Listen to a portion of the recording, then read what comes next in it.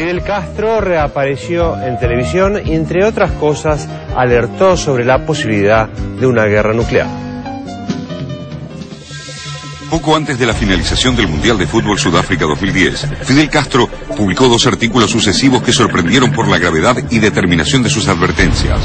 En ellos, evaluaba como muy elevada la posibilidad de un ataque inminente de Estados Unidos e Israel a la República Islámica de Irán. Según el líder cubano, este ataque podría derivar rápida e inevitablemente en una guerra nuclear, de consecuencias y dinámica imprevisibles. Su aparición pública del 12 de julio de 2010 en la televisión cubana, la primera en 4 años, giró sobre el mismo tema. Fidel, célebre por su aguda capacidad de análisis y su atenta observación de la política internacional, instaló nuevamente en la agenda global la preocupación por las intenciones de Washington y Tel Aviv respecto del país persa, al que acusan de intentar fabricar armas atómicas por medio de un programa nuclear que, según Teherán, tiene únicamente fines civiles y pacíficos. La inquietud del líder cubano no se basa en meras especulaciones. En junio de 2010, luego de meses de anuncios y laboriosa diplomacia estadounidense para convencer a Rusia y China, el Consejo de Seguridad de las Naciones Unidas aprobó una 4ª y más dura ronda de sanciones contra Irán, alegando que esa nación se niega a permitir una inspección total de sus instalaciones nucleares. Someone is waiting for a so-called smoking gun, it's certain that we will have waited too long. But we now know that Saddam has resumed. Sobre todo, a impedir que pueda adquirir armamento que le permita enfrentar un eventual ataque. Pero además de las sanciones, hay otros datos objetivos. En marzo, Estados Unidos concentró en la isla Diego García un enorme stock de bombas rompebúnkers, imprescindibles para el objetivo de destruir los complejos de investigación nuclear que Teherán protege en construcciones subterráneas fortificadas.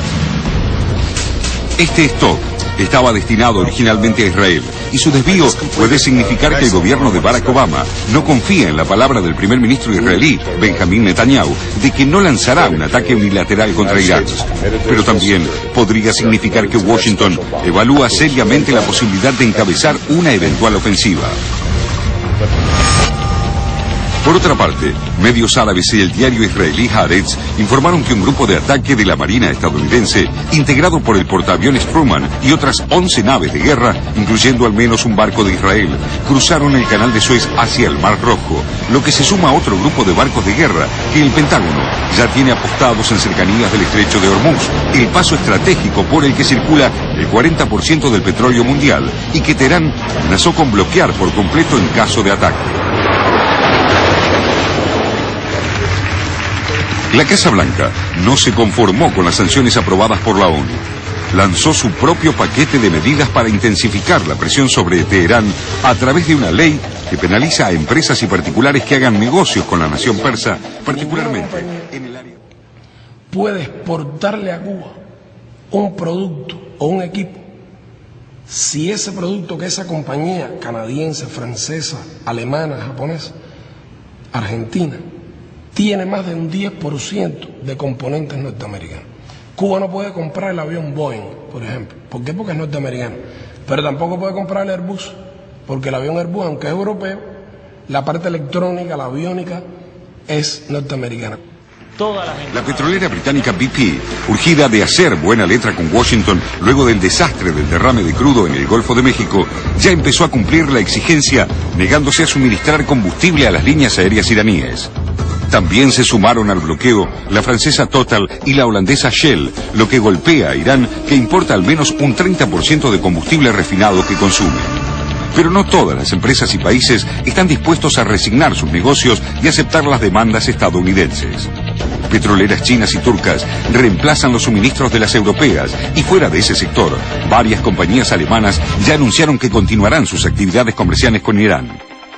Rusia también tiene sus matices.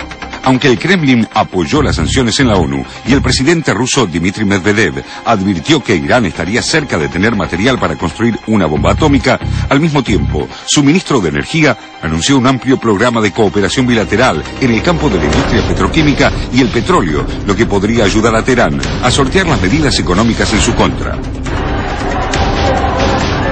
El confuso caso del científico nuclear iraní, desaparecido durante una peregrinación en Arabia Saudita y reaparecido en Washington, D.C., en la sección de intereses iraníes de la Embajada de Pakistán, país que representa a Teherán en Estados Unidos, suma un elemento más a un panorama enrarecido. Las versiones van desde su secuestro por parte de la CIA a una defección del investigador a Occidente sin llegarse a una explicación satisfactoria. Asesinatos, golpes de Estado, amañar las elecciones, propaganda, guerras psicológicas, elecciones en Francia en el 49, rompimos las huelgas.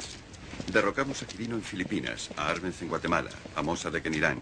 Estuvimos en Vietnam en el 54, en Indonesia en el 58. En el 59 sacamos al Dalai Lama. Éramos ases.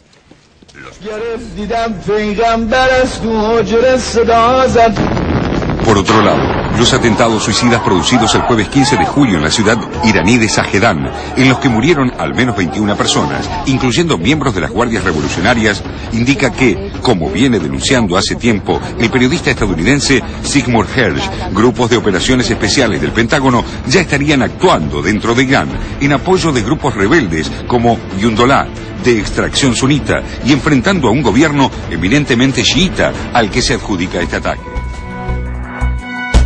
Ich erinnere aber auch an Bologna in den 70er Jahren. Also die Anschläge auf den Bahnhof in Bologna, von denen man 15 Jahre später herausbekommen hat, dass sie geplant waren vom italienischen Geheimdienst zusammen mit der CIA, weil es zu verhindern galt, dass in Italien eine Mitte-Links-Regierung unter Einschluss der kommunistischen Partei an die Macht kam. Also es ist nicht ungewöhnlich, dass man eine False Flag Operation macht, um sie anderen in die Schuhe zu schieben. Operation Northwoods 1962 ist ja ein Zeichen dafür, dass es in einer demokratischen Regierung Überlegungen gibt, einem anderen Staat konkret geplante Anschläge in die Schuhe zu schieben und die Spuren so zu legen, dass kein anderer Schluss bleibt für die Öffentlichkeit. Ich war, jawohl, das waren die Kubaner. La pregunta que corresponde hacer frente a este escenario de inminencias es si Irán tiene verdaderamente un programa nuclear secreto orientado a la fabricación de armas nucleares, como machacan sin cesar los medios internacionales.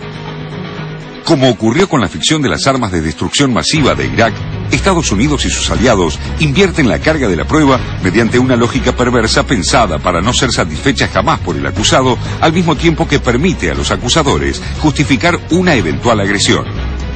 No se trata de descubrir las supuestas evidencias de un programa secreto, lo que significaría una violación por parte de Teherán de los compromisos que asumió al firmar el Tratado de No Proliferación Nuclear. Se pretende que Irán demuestre que no posee tal programa, es decir, que exhiba las evidencias de su inexistencia. Esta demanda, imposible de cumplir en lo material, se refuerza además con un presupuesto paradójico. Si el presunto programa nuclear iraní es secreto, ninguna evidencia presentada alcanzará para disipar las sospechas de que todavía hay algo que continúa escondido. Por lo tanto, Irán siempre será culpable de ocultar algo y entonces merecedor del castigo de Occidente. It goes beyond Mississippi. It goes beyond Alabama. It goes beyond Harlem. What is it revolting against? The power structure. The American power structure? No. The French power structure? No. The English power structure? No. Then what power structure? An international Western doble rasero que domina toda la política de Medio Oriente. Mientras a Irán y a otros países árabes se les exige sumisión al Tratado de No Proliferación, a Israel, que ni siquiera firmó el acuerdo y posee más allá de toda duda casi 300 cabezas nucleares, se le dice que tiene derecho a tener armas atómicas.